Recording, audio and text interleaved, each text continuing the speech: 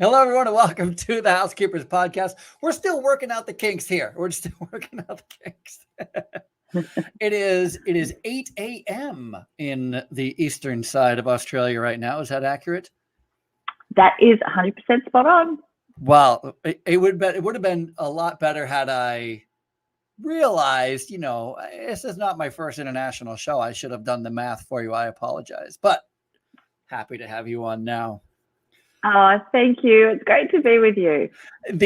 I shouldn't have. Let me start again. Housekeepers Podcast. I'm Ralph Peterson, and my special guest today is Lisa Mcqueen. I got to tell you that I have got a lot of fan mail for you before you even got on. A lot of people are like, "Oh my God, she's so great! I can't wait to hear her." So you have a lot of hype coming into this show. Well, that's really nice to hear. Thank you. Everybody's very excited to find out more about you. So I am too. I'm super excited. Sure. Well, that's what I'm here for. Ask me anything. Ask away. I like it. I like the whole open book mentality. I like it very much. So let's get into it. So you're in Australia. How is everything in Australia right now going for you? Well, as a lot of your listeners would probably be aware, we are in a very tight lockdown right now. And so as much as, the sun is shining, it's blue skies out there, it's gorgeous. However, it's very difficult to enjoy right now. But we've been given a Freedom Day, which the whole country, because right now I live in Victoria is also in lockdown and various other parts of the country. And so where I live, we've been given a Freedom Day. Get this, guys, we have to wait yet another month before we get any freedom. So we're all getting a little bit stir crazy. I'm not sure what a Freedom Day is. A Freedom Day is when lockdown finishes. For one day? Yeah, well, for good. Oh. Yeah, so we've been in lockdown for nearly 3 months.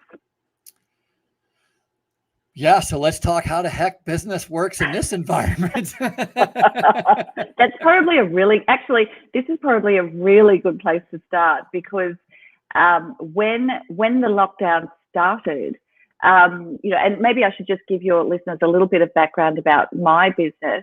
Yeah, let's go all the way back. So you're from Victoria. Did you grow up in Victoria? No, I'm from New South Wales. No, I'm from New South Wales, Sydney, New South Wales. And I grew up here, and this has been my home for my whole life. And about 26 years ago, my husband, decided to start Cleancorp, and that's a whole other story, how that started. But we started the business 26 years ago, and then I came into the business about 13 odd years ago, when Hamish he built it up to as far as he could take it, and he said to me, "Look, I need your sales and marketing skills so that we can get this, we can really grow it bigger." So I joined the business, and many people have heard me say it. I joined the business kicking and screaming, because I had a wonderful career in working for. Yeah, what were you doing before you got into cleaning? Like, what was growing up like? I was growing up. I grew up in really regular, wholesome family. Mum and dad and the 3 kids. In fact, the home that I grew up in is 2 streets away from where I live now. So I haven't moved very far, and in a beautiful area, in a very a very nice part of Sydney. So I've had a great foundation. What did your parents do for work as you were growing up? My mother was a stay-at-home mum, so she was a homemaker, and my father worked 3 jobs. So he was a barman, he worked in a bar, and when he wasn't working in one bar, he was working in one of the other 2 bars that he worked for. So he was a really hard worker. He only had one day off a week, a Monday, And so Dad was the quiet achiever. He was a man of very few words, but he worked really hard for his family. It sounds like maybe that's how you guys all learned this whole very hardworking, put your head down, get things done kind of mentality. Yeah. I think so. And I think just being driven to achieve and having, my parents were just such wonderful cheerleaders, and sadly, both of my parents have passed now. But before that, I had an incredible cheer squad who were like, yes, you can, I didn't go to university. I didn't go to college. So I really had to figure it out as I went. And in those days, honestly, here in Australia, you could do that. I mean, unless you wanted to be a lawyer or a doctor, you didn't need to go to college, because you could work your way up. And that's really what my career was like. I just worked hard and worked my way up. I like everything about that. There is a lot of that still. There's still a lot of industries where it doesn't require anything but a positive attitude and a good work ethic. Yeah, I know. And I think sometimes it's just having those two things can be the X factor for an employee, and for, someone who's interested is one thing. If you're interested in your career, or you're interested in your job, but if you're really committed to it, then that's where the magic happens. So there's definitely that that differential. Are you interested in something, or are you committed to it? Yeah, I agree. So what was your first job out of school then? So what did you kind of go through a bunch of jobs, or what were you interested in? I was just interested in traveling. That was what I wanted to do. So everything, as soon as I finished school, I went to secretarial college, and that was for like a year. But I wanted to travel, and so my very first job was working for the government, actually, for the National Parks and Wildlife Service here in Sydney. And I worked for the chief scientist. So back in the day, I was his private secretary. And, that was that, to me, I was thinking, wow, I'm working for this really important man. My entire workday was typing up his thesis, his PhD thesis on kangaroo poo. That was my day. I don't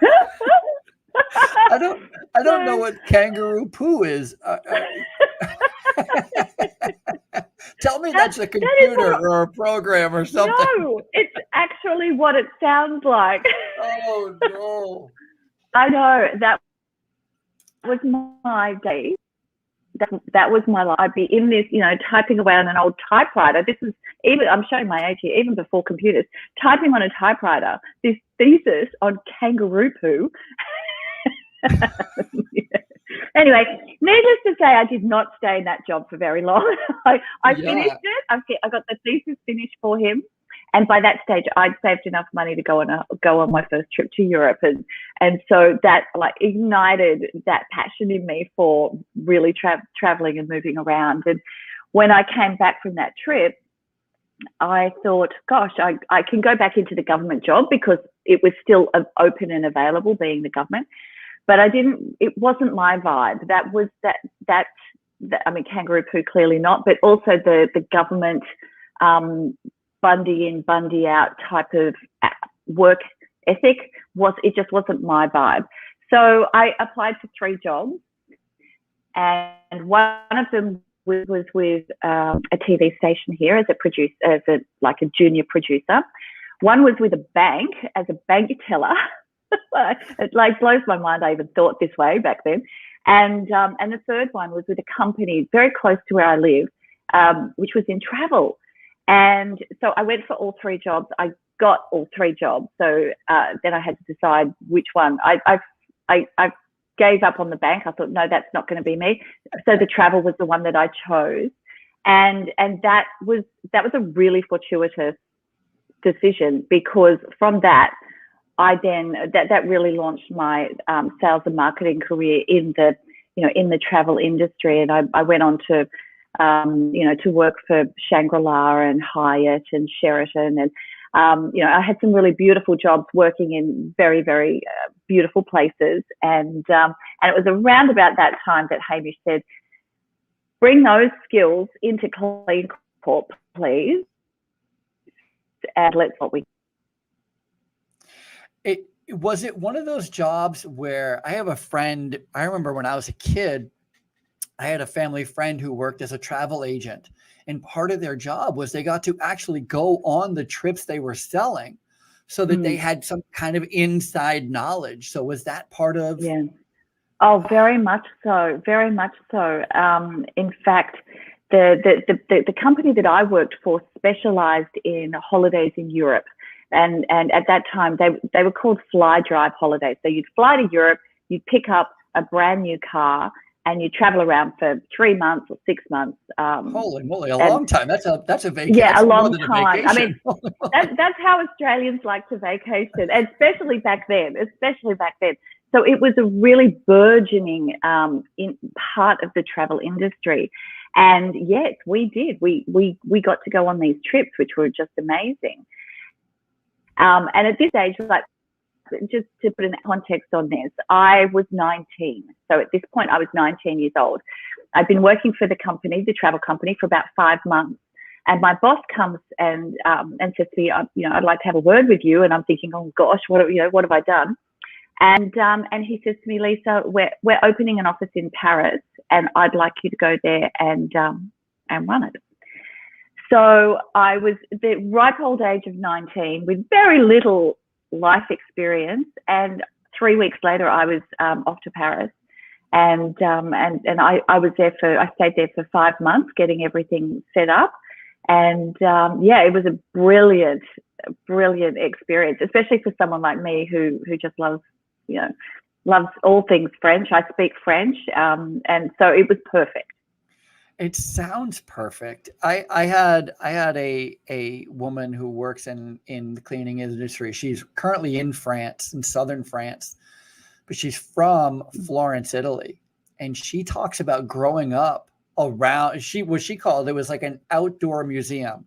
And she's like, everywhere you look, everything has to be cared for and picked up after. And, it's such a touristy town, and the streets are always being cleaned and scrubbed. And, she just kind of grew up around it. And every time I hear somebody talk about living in Paris or living in Italy or something, I just think like how magnificent from a cleaning point of view. God, from a cleaning point of view, it makes me happy. I live in New York City, where it's common to see more trash than it is cleaners. Well, I've often played with the idea of having Cleancorp Paris. That's been on my mind a few times, thinking, I really wouldn't mind that. Maybe at some point in the future. I don't know. It has a great got my hands full here. Yeah, it does, doesn't it? It does. It has an amazing ring to it. And let me tell you, I'm to 1 or 2 places in Paris that could definitely use our services. So I think we could find a very wide open market there. No question.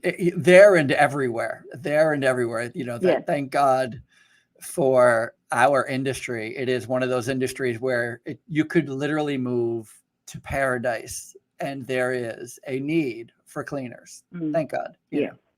Makes me wonder why I'm in New York. Why aren't I cleaning in Hawaii? I don't know. New York's pretty fun though. That's definitely another fun part of the world. So 1,000,000%. I don't mean to disrespect New York. I'm just saying, I have a friend who does clean, who does have a hotel cleaning business in Hawaii, and it's quite interesting. He has the same problems that I do, which I imagine are the same problems that you do. I'm sure. It's very universal. The challenges that we face are probably fairly universal. No question. So it seems like a super easy transition to make from traveling and selling traveling and learning the hospitality side, and then learning the marketing and the advertising and sales side. Easy shoe in to the cleaning industry. Well, you'd think so. You would think so, but I found that the marketing and advertising that I did in my travel career really, think about it, the visuals that you can use, beautiful exotic locations, warm sunny beaches, and then you've got, okay, how do you visually represent cleaning in a way that's going to attract people to your business, and not look like every other cleaning company in the world. So maybe that was the challenge. The challenge was, okay, we all clean. Everybody has a mop, a bucket, a vacuum, a duster. We've all got that. So what is going to make us look different? And that's where I really had to. I really dug deep on that, and I still do. I'm always looking for inspiration and ideas when I'm out and about, and how a company does something that looks interesting to me, and how could that be translated into the travel and into the cleaning industry. It's a really interesting paradigm, because it's like the drill bit. Nobody wants to buy the drill bit. They just need the hole in the thing. So nobody wakes up in the morning and goes, oh my gosh, I can't wait to buy a cleaning contract. They just want their room or their office clean. So it was, kind of looking at it from a different perspective, I think, and then coming up with ways to make it us look like we understood what our prospects wanted and our customers needed. 1,000,000%. I like how you're thinking. I like the idea of having to figure out how to differentiate ourselves. I work in healthcare. And so and mostly I work in senior care or in nursing homes, end of life care. And I do this workshop, and I've been doing it forever, where I started out talking about trash on the floor, and I'm using it as a metaphor, but it takes me a while to get there. So my story starts with trash on the floor, but what I'm really talking about is call lights. Do you know what a call light is? A call light it's a light outside of a resident's room or a patient's room that they turn on if they need help. And so the metaphor I'm making is trash on the floor to the call light, and trying to get people to pay attention to these two things, making one point to highlight another. And recently, so the way, if you were to see my slide deck, you would see dirty floors, and then I show a picture of the call lights. And I've been doing it forever.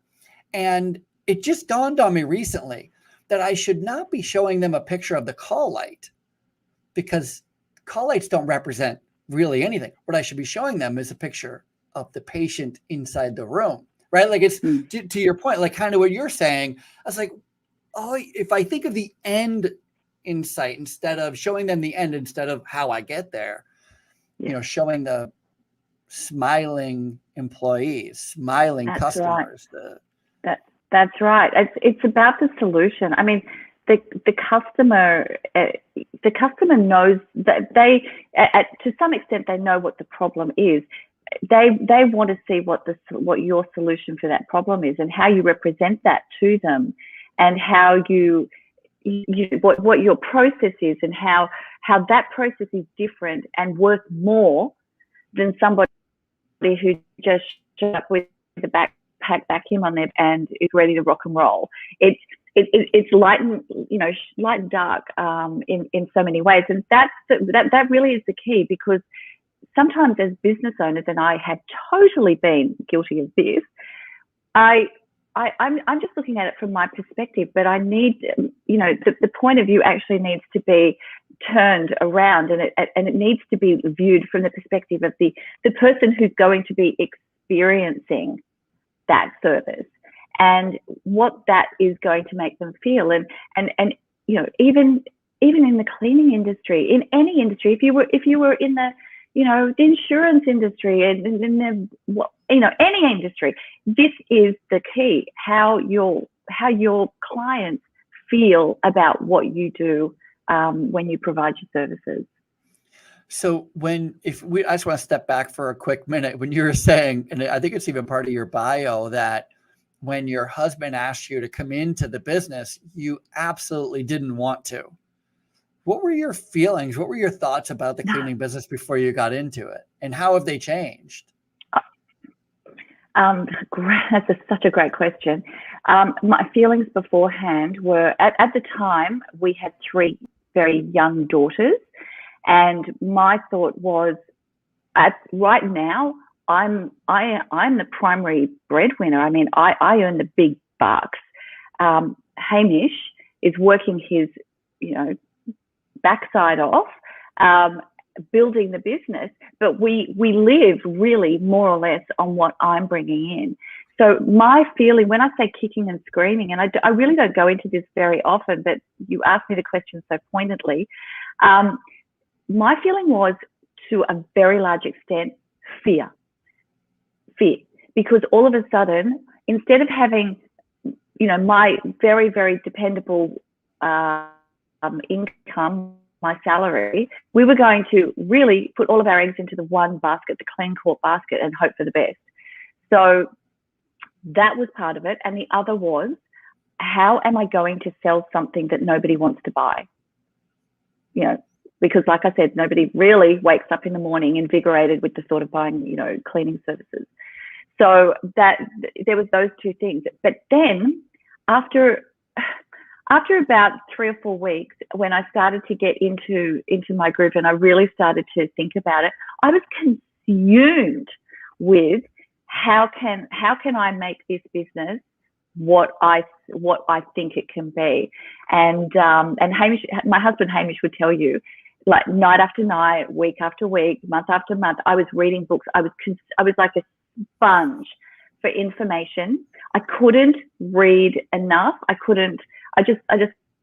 needed to know what I didn't know. And so for probably a couple of years, I was like that, until I felt like I'd found my feet and I knew where I was going. And then I felt, okay, I can do this.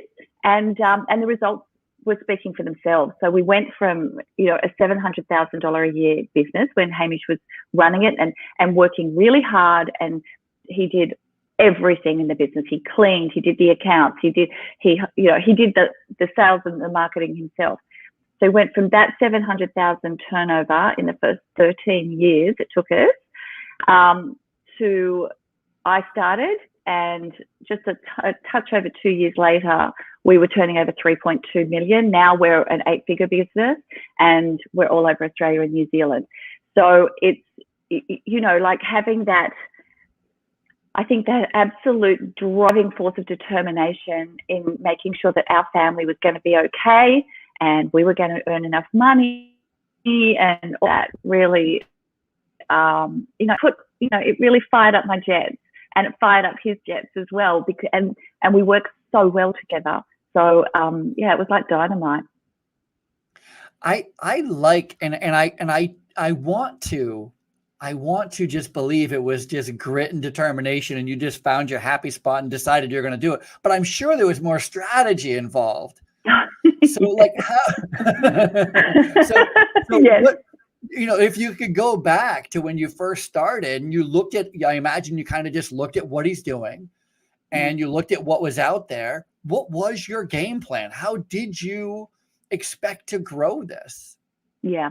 So who are your customers, first of all? Who are your customers? Okay. Our customers are commercial customers. So any businesses, that's where our groove is. So business cleaning. We do some private residences for some of our VIP customers, but I would never say that I'm a specialist in housekeeping.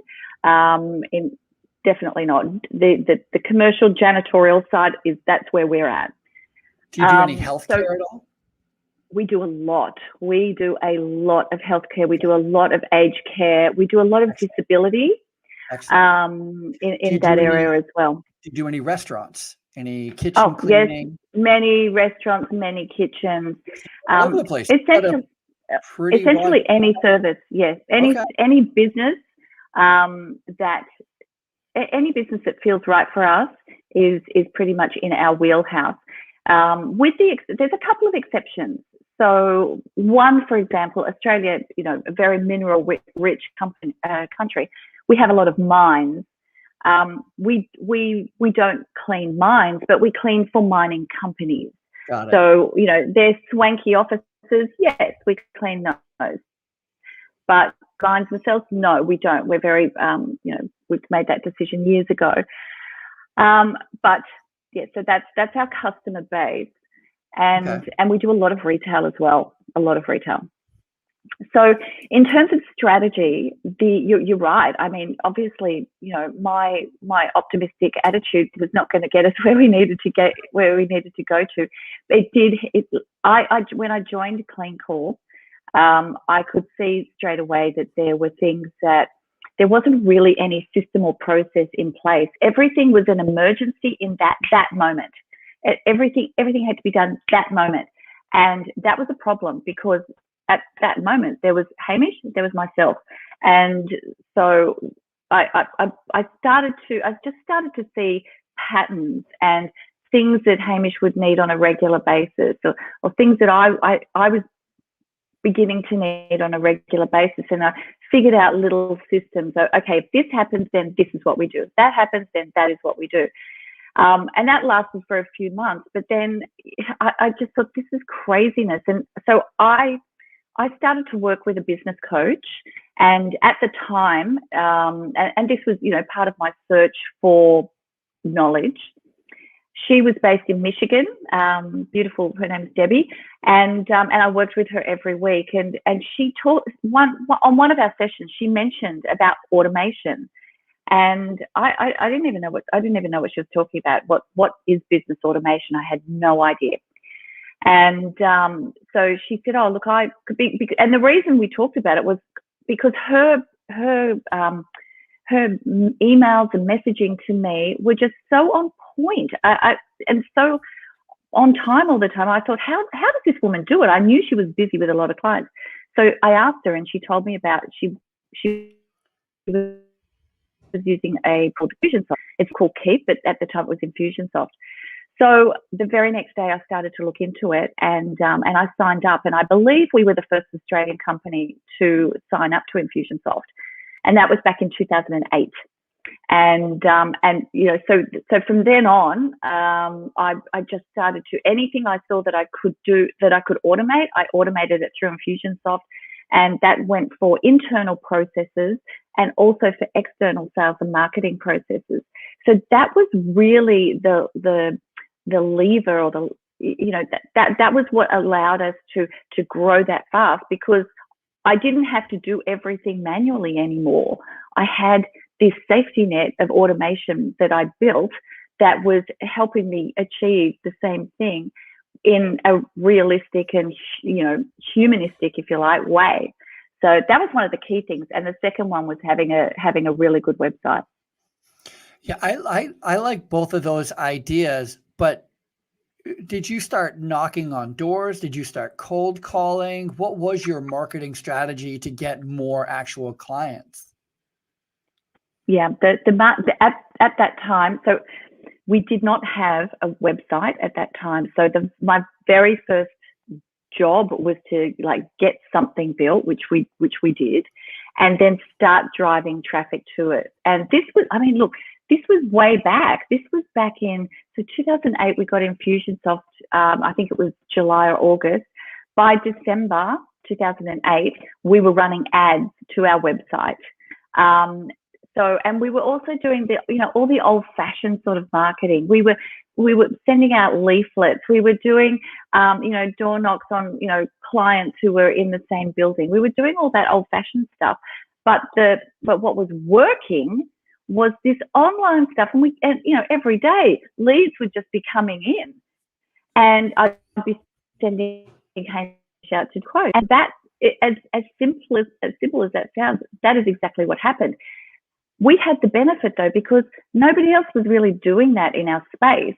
So again, it was a point of difference that even at that time, I don't think I was really that aware of that, how big that point of difference was.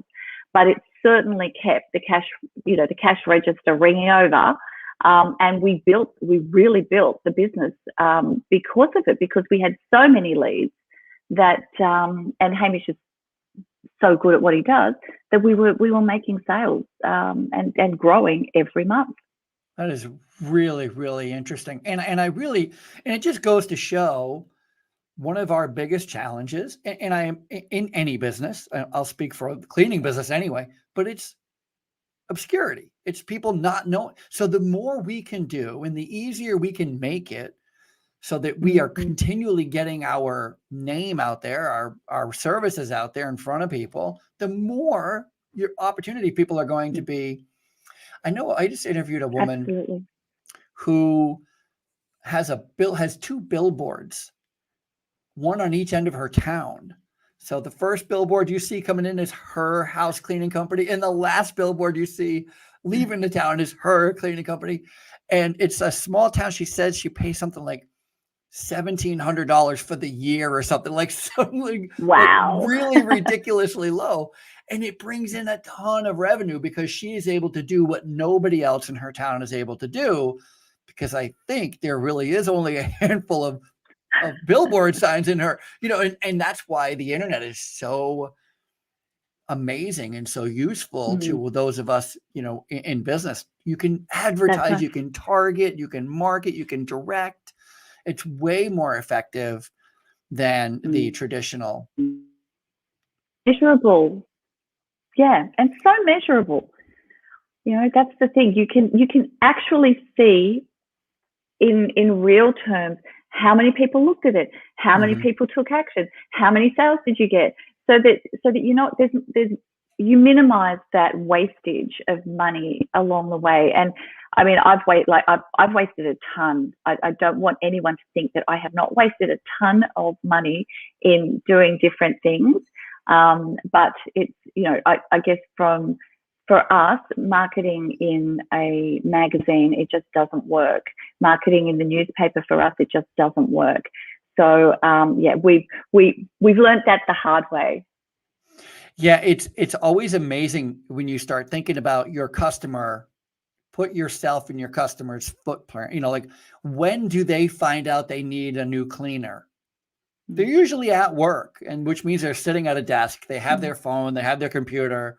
And even if they don't, they're directing somebody who also has a phone and a computer. And it's like, can you find someone? And what are they going to do? They're going to go to the computer and they're going to look up cleaning company, commercial cleaning company. Are you first? Right. Are you second? Are you answering your phone? That's a big one. Are you answering your phone? That is a huge one. Can I just tell you that at the end of our workday, I mean, obviously in our business, we are very much 7 days a week, 24 hours a day. And that has been put to the test on many more occasions recently than I would like to admit to. But after hours, every single phone call comes to me. And the reason for that is because, one, it keeps me grounded with my customer base. Two, I do answer the phone, even in the middle of the night. Phone's right there, just in case. And three, it leads us still on what our promise is, and that is that there will be someone at the other end of the phone who can get things done for you. So if I was to send the calls off to a call center, sure, the phone would get answered, but would I miss out on, I've booked $20,000 jobs in the last couple of weeks just because I answered my phone. So it's definitely worthwhile. It is amazing to me. I'm a cleaning business strategist, so I work with cleaning companies. So I cold call cleaning companies all day, every day. Yeah. And I am every time. So, and most people don't answer the phone. Most cleaning businesses, if you get them on the phone, they're going to complain about one thing: they don't have enough business. But getting them on the phone to answer the phone is a challenge. And every time I'm leaving a message, I always want to say, you potentially just lost money by not answering the phone. Like, what are you doing? Yeah, it's catching the market where the need is. That, you could, and you'd know that you make a phone call to someone who really needs that service, they're going to be thanking you for calling them. Am I right?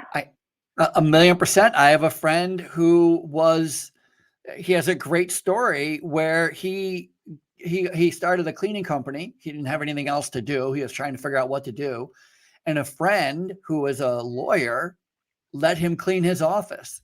And so every day while he was cleaning his office, he would also go upstairs and introduce himself to whoever, saying, hey, I'm cleaning this office downstairs if you guys ever need anything. And then lo and behold, some random Saturday morning, they call because they have an emergency. He was the only one who answered the phone. Now he cleans the entire building.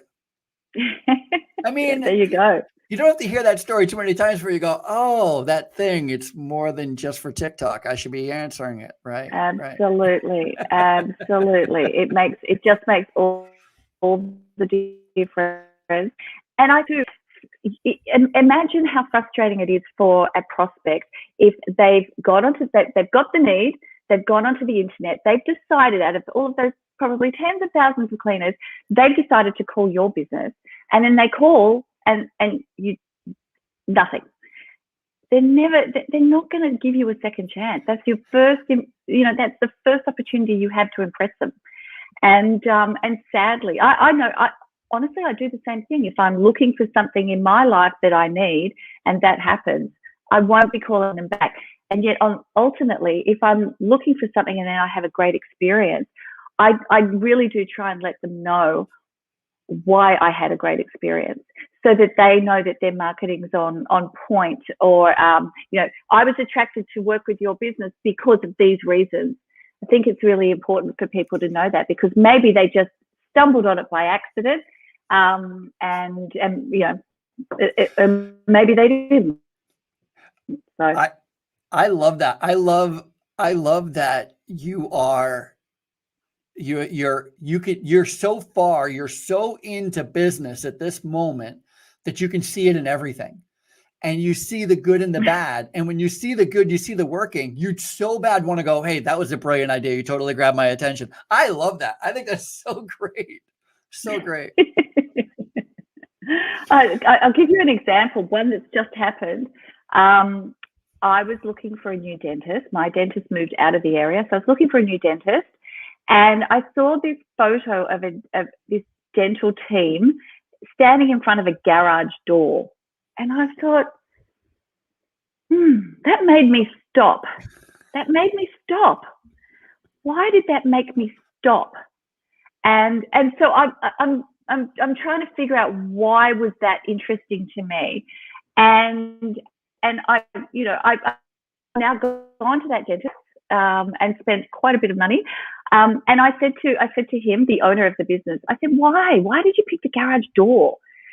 And he said to me, because every other dental company, they stand in front of their equipment, or they stand on a beach. He said, I wanted to show that we, the type of business that we are. We work out of this home, and that was just the thought process. And I said, well, it worked, because that made me stop. So, and what makes one person stop and what makes another person stop, obviously that's changeable. But it's an interesting way of looking at it.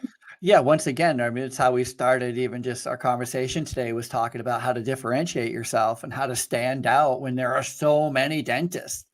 There are a ton of dentists. There's a ton of pizza places. There's a ton of restaurants. Everybody is competing for your attention, and those who are the most creative generally get the most attention. That's right. And also consistent, I think.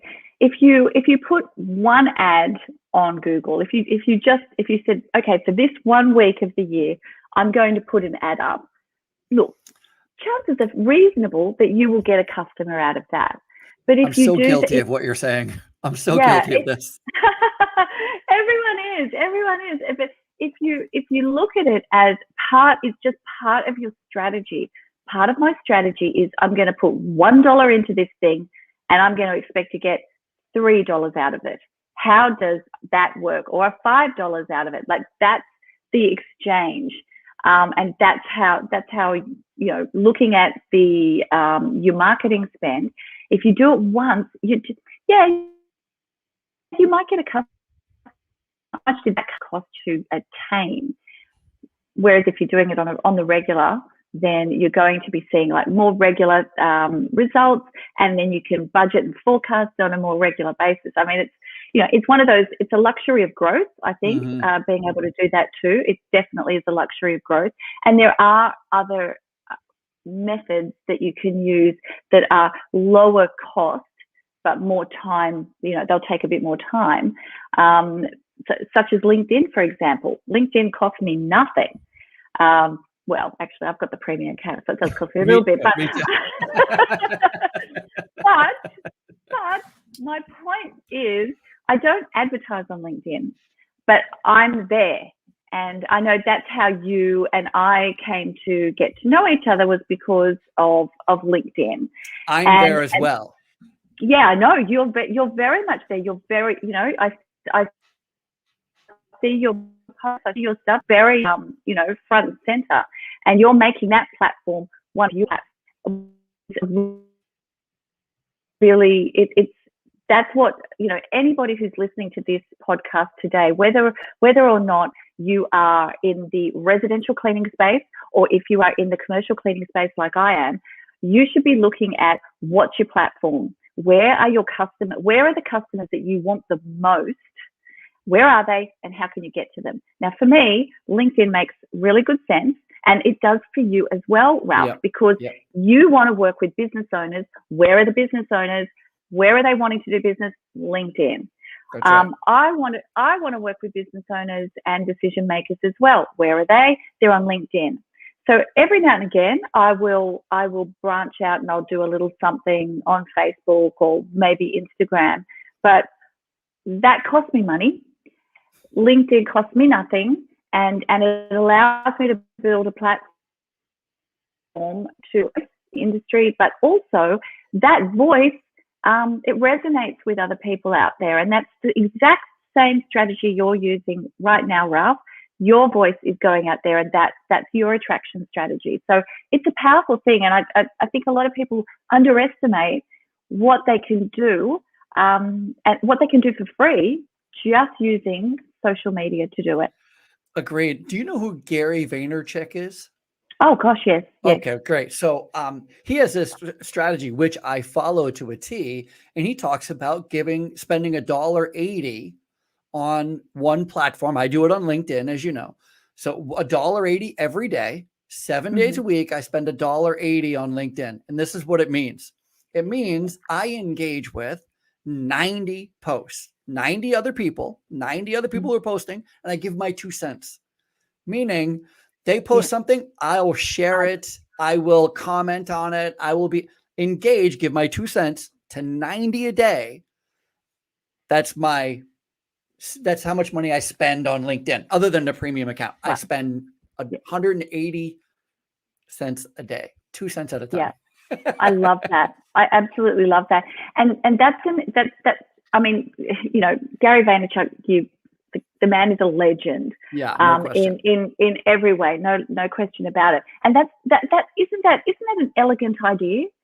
It's a simple and elegant idea that absolutely anybody could do. And it also shows that not only are you wanting to or hoping to take things from LinkedIn or from whichever social platform you're using, but you're also willing to give as well. And that giving can be an insightful comment. It can be sharing. It can be support. It's one of those communities where you can get as much or more and you can give so much as well to people who are coming up through the ranks, people who are looking for someone. They may not be able to afford to have a business coach or a mentor, but they can have some form of mentorship by just following people who resonate with them. And I think that's, in this day and age, aren't we lucky that we have that opportunity? It is. You know who benefits the most from me being intentionally positive? I'm an intentionally positive person, especially outwardly. I never post things negative.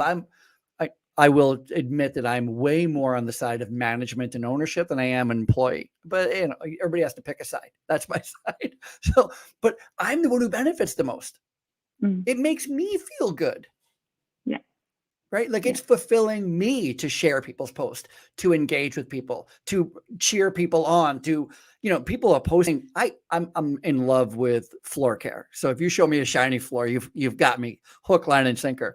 And so people will post these floor techs who work all night long, and then they post pictures of before and after pictures of the floor they did. I'm all over that. I mean, I'm sharing it. I'm showing it to my mom. I am. I love it. It just makes me feel good. And I know that and this is how I know it makes them feel good because they keep posting. That's right. That's right. And the thing is the strategy behind that is who likes it. Are they in your first or your second or your third connections? Anyone, when I'm sort of reviewing posts, like my number one connections are, they're solid, and I support them, they support me. It's solid. But the 2s and the 3s, these are the people on LinkedIn who I am not yet connected with, or maybe I tried to connect and they haven't connected back or whatever. But they're the people that I go through that list and I look at it and I think, wow, that's really interesting to me. What you do is interesting to me, and I'll reach out to them, or I will make sure that I'm looking for their posts so that I can get to know them a little bit better.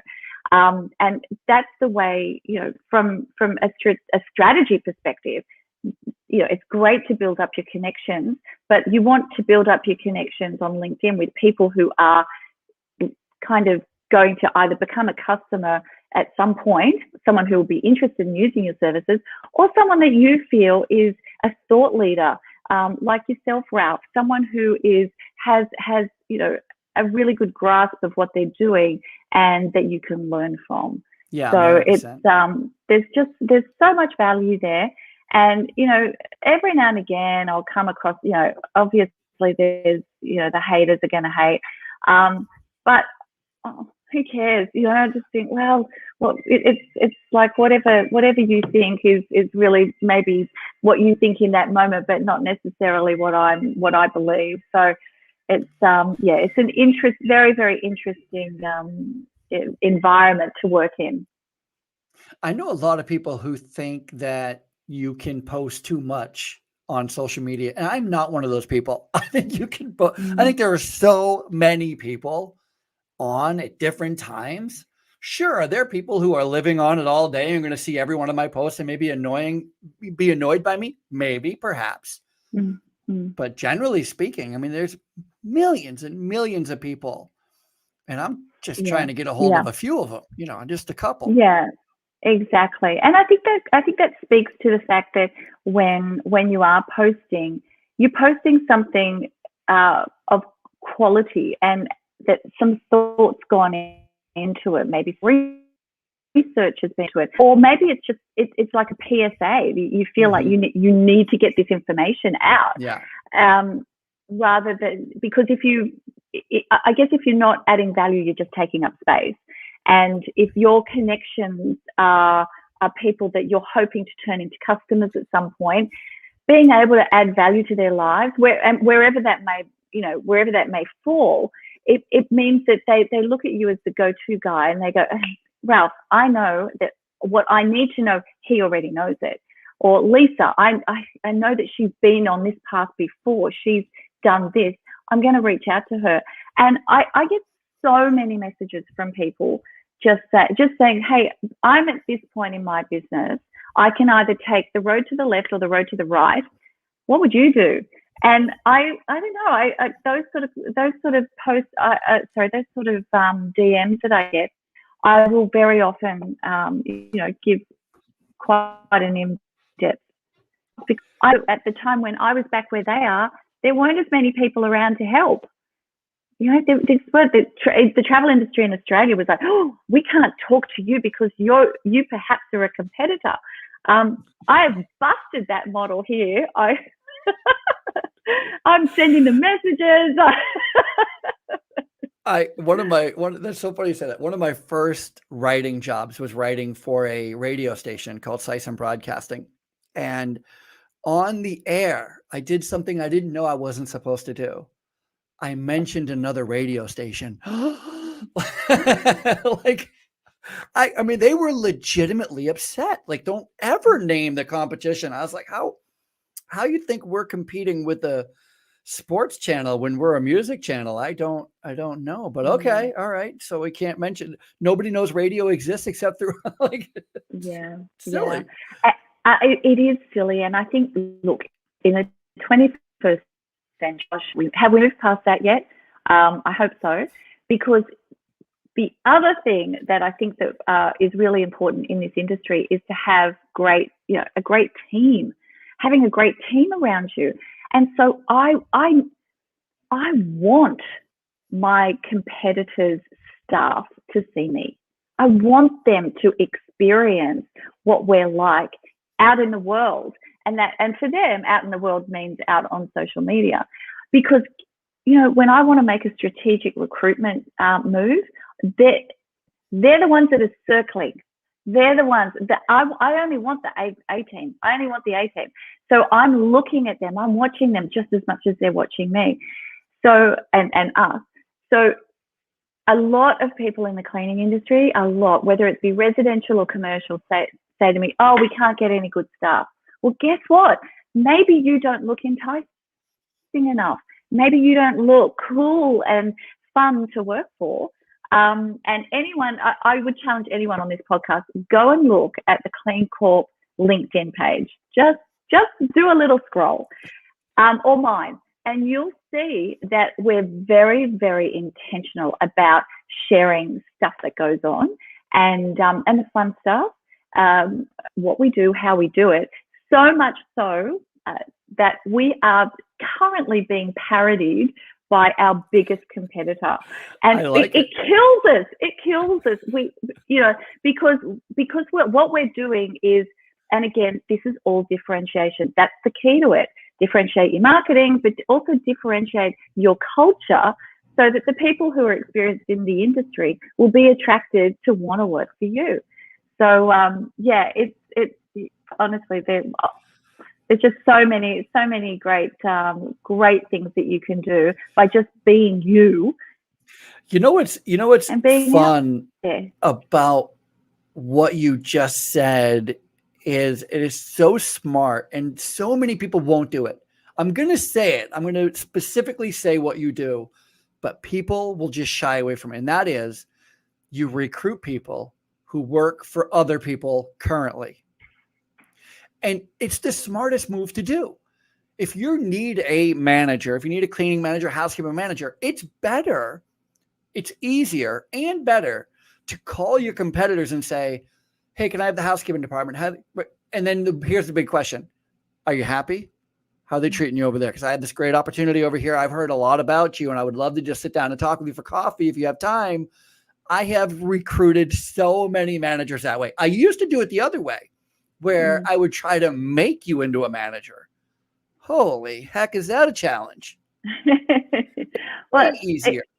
It's way easier, and I think that at a certain point, people just start noticing that they hear about your company and they go, I've heard good things. Well, what do you know? I've heard great things about them.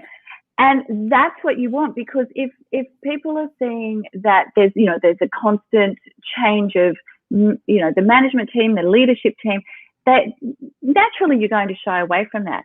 Now, I will say that right now I have had my eye on people. I will 100% admit that. But they have been the ones that have come to me first. So, but I don't know how much longer that's going to last, because there's a couple of people out there that I've got my eye on right now. But bringing the A team, like one A grade player is worth 10 C grade players. So being super, super intentional about that. And also here in Australia, we have, and I'm sure in the US, pretty tough rules around, employment. So within 6 months, that's our probation period. And within that period, we're going to be looking for you, for your A game. And if we don't get that, then we may have to part ways at that point. But fortunately, I have the best team in the business. I got the best team in the business, hands down. 6-month probationary period. Mm. Here in the US, it's typically 3 months. Right. Okay. So typically 3 months here and 6 months there. I got to tell you, there's a lot of people who can make it past that 3 months who shouldn't. So maybe we should get to go to the 6 months. Yeah. I think that, you know, some people just, they interview really well, but the reality is when you put them into the position, they just can't perform at that A grade level. And it's not fair to keep, like, if you've got a team of A players and you're playing a B or a C player, it's not fair to all the A players to have to carry that one. So, you know, I'm not telling you anything that my own team don't know. And because of that, we are very protective about our environment and about who we let in. And we've just done a very major hire. He started with us a month ago and is doing great, like just great. And he said to me after the whole recruitment process was completed, he said that was seriously the most arduous process I've ever been through. And I said to him, he said it with love, but he was speaking the truth, because and the reason for that is because making sure that we have someone who is a cultural fit is the first thing that we're looking for. That's the most important, because I can teach anything you need to know. I can teach it to you. But if you don't have the right attitude, you can't teach that. So it's a really, really interesting paradigm, and it fascinates me. And the group that we've got, the team that we have, are just incredible. So great. So what's next for you guys? We only have a few minutes left. I'm just curious, how's this world domination going? We moving into the Philippines? Great. Are we taking over? Are we heading north? Great, James. Yeah. We do have some big plans. We still have a few moves up our sleeve. We are all over Australia and New Zealand now, and we've been that way for a number of years. So right now we're moving into, you know, the regional areas more so, and we're thinking, you know, we're thinking longer term, and we're thinking about we get approached very regularly to you know, for franchises. And right now, company, that's been our strength and our strategy the whole way through, but we may look at that in the future. So it's an interesting time. It's a really interesting time to be in the cleaning industry. Yeah, 1,000,000%. There's never been a time when the spotlight has been so bright. The need has always been there. I've been talking about contact time and chemical use for years. Nobody's cared, but now, you know, people are like, hey, now it's a big thing. Yeah, now it's a big thing. It's a huge thing. The COVID cleaning, that's not going away anytime soon. So we've really dialed that into our strategy moving forward, because it's, you know, it's the service that people pay for in advance. They pay a lot more for it. It's highly skilled, and, you know, it keeps things rolling. So it's something that I think from the perspective of, you know, whether it be on a housekeeping side, commercial side, the COVID cleaning is going to be something that will continue to be having a very high demand. So being seen as an expert in that space, whether you're in a small town or a large city, is going to be a very important part of, it should be a very important part of your strategy moving forward. Yeah, you know, we didn't talk really at all about COVID cleaning at all, but I will say that I think one of the biggest challenges that a lot of companies are facing nowadays is, prior to COVID, one of the biggest challenges that I faced in cleaning was getting credit. That is, how do you let your customer know you were there? Oftentimes when we're cleaning office buildings or schools or something, it's always after hours. And so sure, they can see if the trash was empty, but, you know, I mean, quite frankly, if you're at the bank and they see a cobweb, they're going to think that you haven't been doing anything, even though, you know, spiders are really good at building cobwebs. You could tear it down tonight, and tomorrow morning they'll have a whole entire one up again tomorrow. So unless you're in the spider killing finding business, right?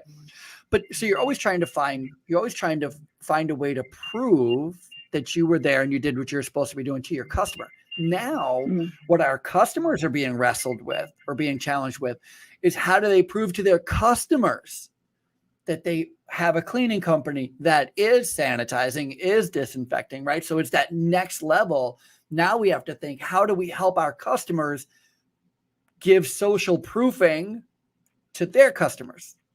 Oh, absolutely. And I mean, that's before this lockdown. So in the earlier months of this year, that we saw a lot of our customers wanting to move their cleaning services or even part of their cleaning services to daytime services. Just to be seen. So historically, so it was really the optics scene, and that and so they'd split the requirements. So they'd still have the evening stuff, the mopping and vacuuming and what have you, but they wanted the daytime stuff to be done when their customers and their employees could see it.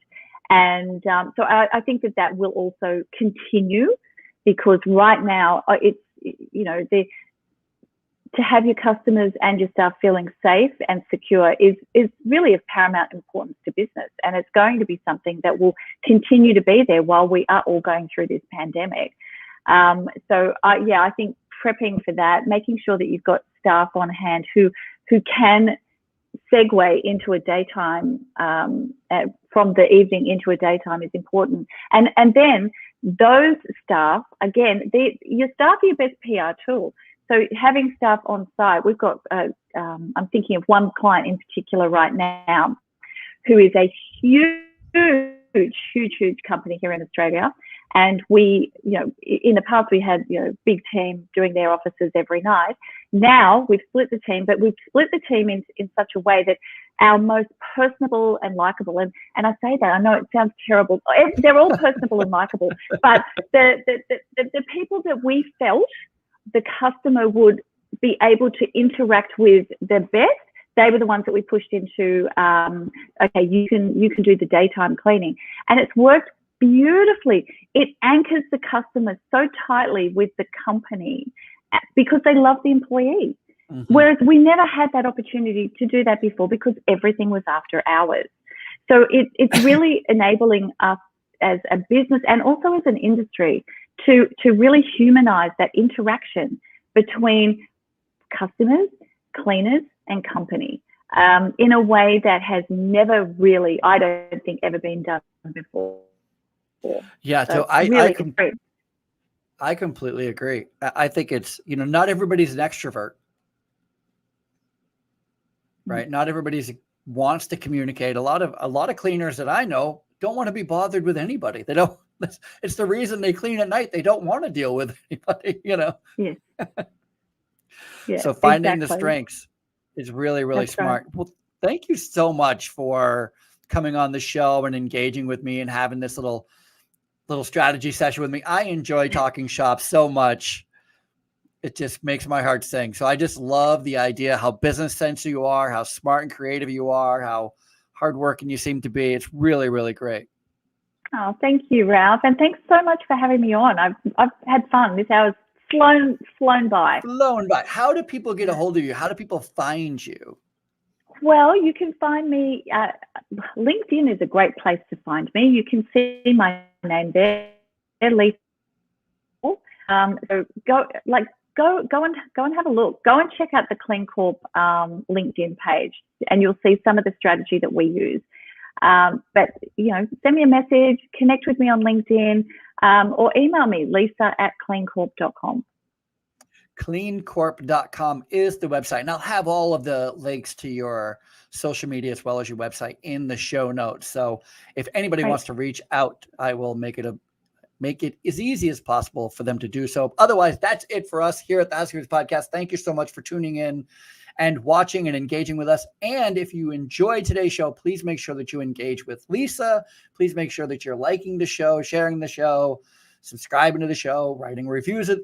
Everything about the show. Just the more you are able to help us tell everyone about the show, the more we're able to do the show. And that's what we really want to do, is more show. Right, Lisa? That's what we want to do. That's what we want. We just want to keep the spotlight on the cleaning business and the cleaning business owners and the cleaning business operators, because as you're hearing week in, week out on the Housekeepers Podcast, they are some of the best, hardest working, most creative, dedicated professionals you'll ever meet. For Lisa Mcqueen from Cleancorp, I'm Ralph Peterson. This is the Housekeepers Podcast, and we will see you all